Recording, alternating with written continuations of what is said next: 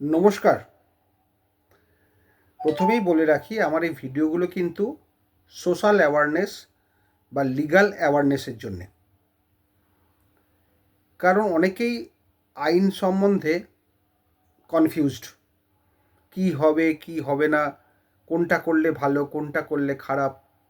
অনেক স্টুডেন্ট আছে যারা আইনটা জানতে চায়, শিখতে চায়, বুঝতে চায়। অনেক ক্লায়েন্ট আছে যারা তাদের কনফিউশনগুলো দূর করতে চায়। অনেক ট্রেনি আছে যারা ওয়েল ট্রেন্ড হতে চায়। অনেকেই আছেন যারা অ্যাওয়ারনেস চান আইনের ওপরে। আমার চ্যানেলটি সম্পূর্ণ তাদের জন্যে, যারা আইন সম্বন্ধে জানতে চান, বুঝতে চান, শুনতে চান, তাদের জন্যে।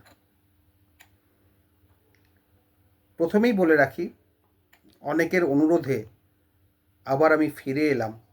অনেকের ভালোবাসা অ্যাভয়েড করতে পারলাম না।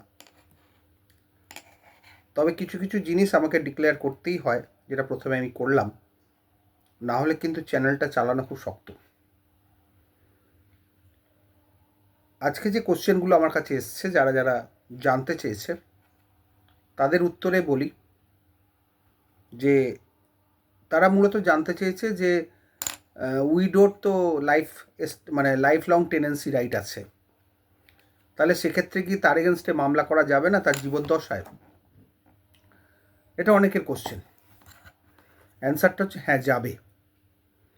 তার কারণ হচ্ছে লাইফ লং টেনেন্সি রাইট তার আছে, তার মানে এই নয় যে তার এগেনস্টে আমি কোনো উচ্ছেদের মামলা করতে পারবো না। মামলাটা করতে হবে অন্য গ্রাউন্ডে, 2G গ্রাউন্ড ছাড়া বাদবাকি অন্য গ্রাউন্ডে। যেমন ডিফল্টার আছে, রিজনেবল রিকোয়ারমেন্ট আছে, যেটা মূলত প্রথম প্রধান গ্রাউন্ড। তারপর সাবলেটিং আছে। তারপর আপনার যদি উনি অন্য কোথাও থাকেন, এখানে ঘরটা আননেসারি বন্ধ রেখে দিয়েছেন 2 বছরের বাদে, ড্যামেজেস আছে, নুইসেন্স অ্যানোয়েন্স আছে, প্রচুর গ্রাউন্ড আছে। শুধুমাত্র 6(4) গ্রাউন্ডটা ছাড়া বাদবাকি সব গ্রাউন্ডেই মামলা করা যেতে পারে, লাইফ লং টেনেন্সি রাইট থাকলেও। এটা মাথায় রাখবেন। সুতরাং আপনি সম্ভব হলে রিজনেবল রিকোয়ারমেন্টের ওপর জোর দেবেন, কারণ সেটাই একমাত্র ভালো গ্রাউন্ড যেটাতে সহজে উচ্ছেদটা পাওয়া যায়। একটু সময় সাপেক্ষ, খরচা সাপেক্ষ, কিন্তু মোটামুটি উচ্ছেদটা পাওয়া যাবে, এটুকু আমি জানি। আশা করি সবাই বুঝতে পারলেন।